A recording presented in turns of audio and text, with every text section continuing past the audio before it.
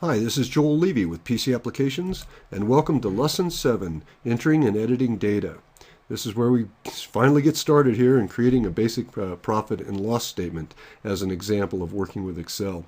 In this lesson, we're going to get the basics down about entering data, which includes understanding about data types and default alignment, and then learn about editing data. And there are several ways of accomplishing that, such as using the formula bar, F2 function key, or double-click cell.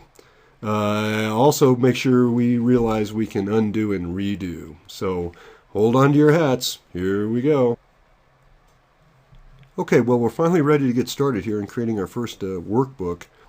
And so I've run Excel 2010, and I'm in my the default file that opens up book 1, and we're going to be using that to get started here. So and as we know, we've got 3 worksheets, sheet 1, 2, and 3, and we're in sheet 1, and A1 is the active cell. So I decided I didn't want to start in A1. I'm going to start in A3 to type in something. So I click on A3, it's the active cell. I see that in the name box, and I start typing. Here I go. Division. Okay, like a company division. Now, lots of little things here that just happened. As soon as I started typing, I can see the data in the cell of the worksheet. Okay, I'm in A3. I see a flashing vertical bar. That's called the insertion point. I also see the information appearing in the formula bar. And to the left of the formula bar, there's a little check mark and an X. All right, just to point out, they weren't there. They just popped up as soon as you started typing. I would not suggest that I ever use these per se, but just to point out that they're there. If you were to click the X, that would cancel what you're doing. Nothing would happen, and that would be the end of it. The same thing can be accomplished by pressing the Escape key, the ESC key that's in the upper left-hand corner of your keyboard.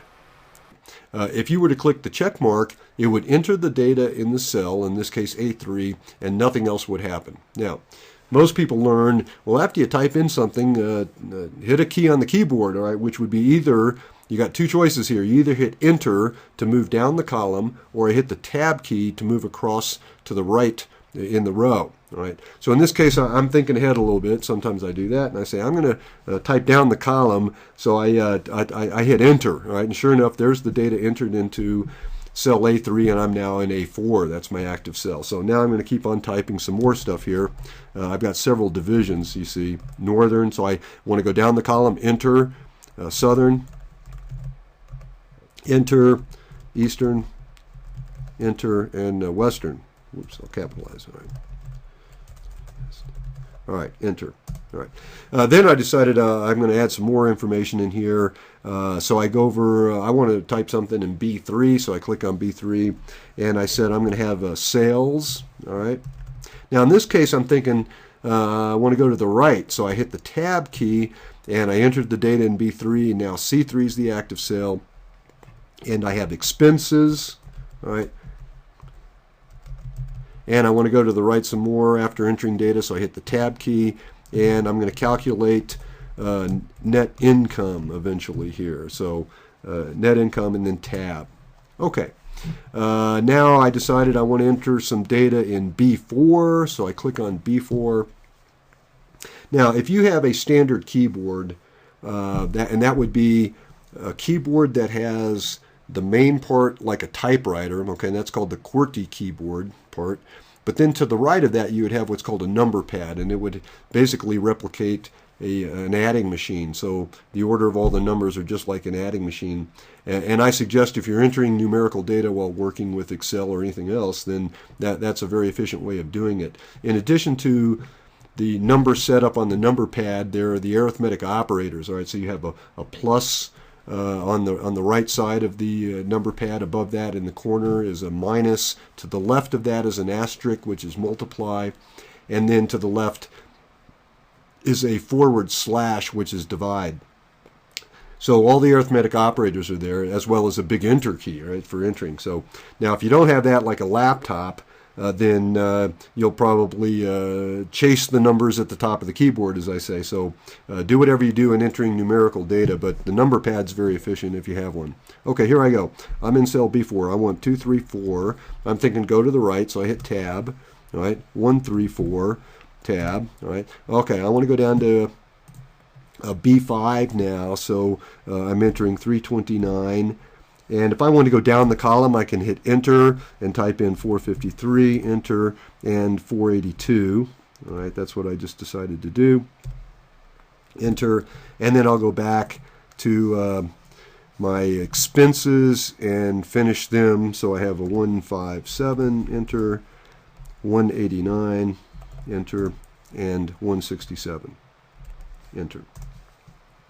Okay. Next point here, very important, about Excel and data. All right, so we've entered actually a couple of different types of data, and I want to point out the alignment of the data in Excel relative to data type. All right, so for example, division, sales, and particularly sales. This is pretty obvious here.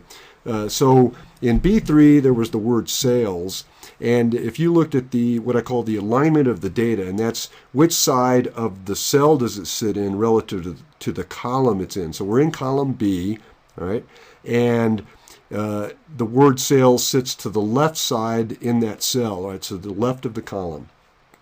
So you'd say that's left aligned, and this is the default alignment of text data, all right.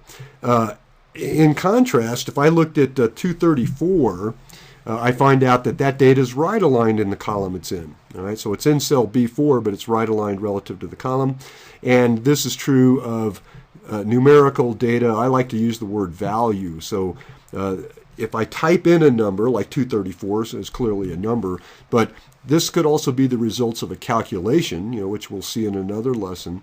And the results of a calculation is a value, and that could be right aligned, or it would be right aligned. All right, so very important fundamentally here, text is left aligned and values are right aligned. All right, in terms of editing data, all right, that'd probably be the next thing I might want to know. I didn't get it right the first time. I might want to change something here. So a couple of things about editing. First of all, one way to edit would be edit the data in the formula bar for the active cell. So if I wanted to change something about B4, or let's say C4, I would click on the cell, and of course I see the information in the formula bar. If I move my cursor over the formula bar, it changes to an I-beam, and if I click, I'm now into an edit mode, and I can see a flashing vertical bar in the formula bar, and that's called the insertion point.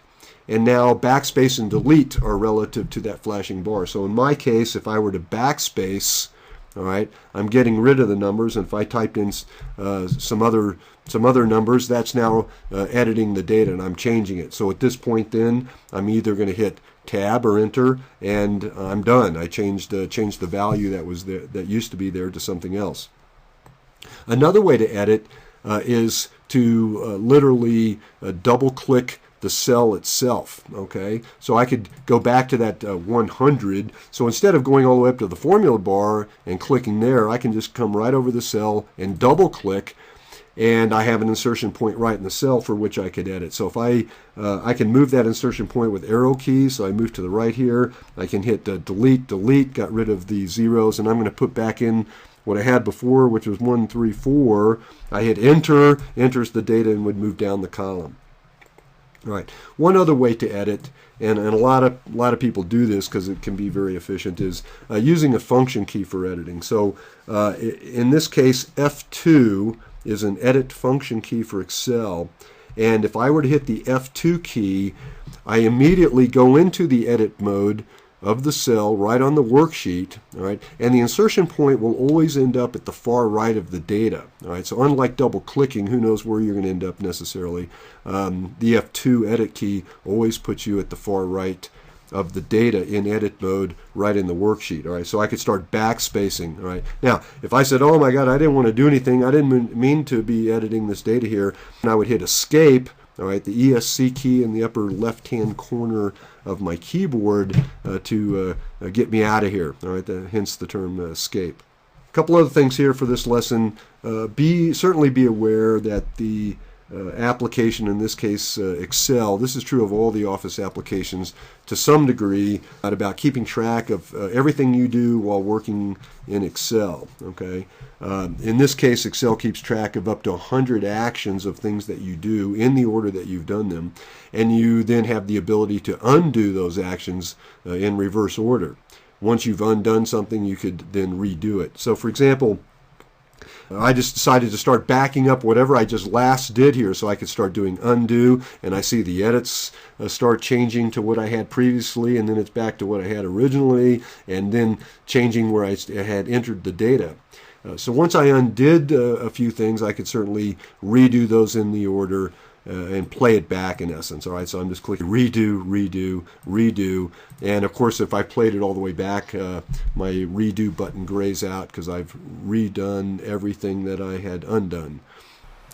About the best advice I could give you is, when you're working in software, as soon as something happens, whether you understand it or not, okay, if you don't like it, you're one click away from getting back to your previous step, and that's undo. All right, so as soon as something happens I don't like, I immediately undo and go on from there.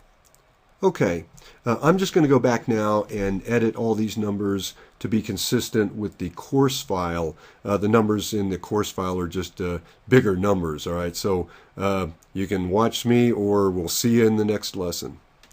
All right. So I'm going to edit here using my F2 key. So function key F2, 2, 3, 4, I'm going to add 5, 6, tab, and edit, and add 5, 6, tab. All right. Now I'm just going to work down the column here. 3, 2, 9, 6, I'm going to edit, and add 6, 7, enter, edit, add 4, 1, enter, edit, 4, 8, 2, 3, 4, enter, edit, 6, 8, enter, edit, 1, 8, 9, 7, 6, enter, and edit, 1, 6, 7, 6, 5, enter. Okay, ready for the next lesson. We'll see you there.